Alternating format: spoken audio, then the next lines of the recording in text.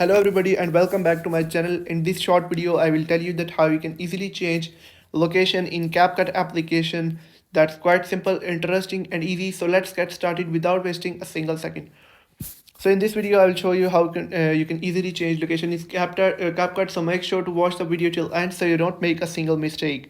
So first of all, open up the CapCut application. Now once you're on this page, you'll have to tap on the gear icon on the top right corner to head over to the settings.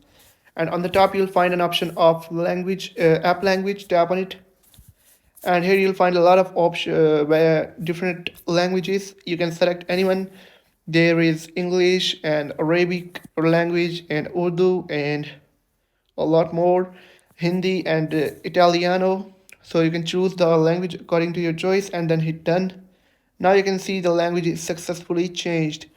So I will change it back to English. If you want to change your language, you can easily do it in CapCut application. If you have found the video helpful, make sure to like the video and hit that subscribe button.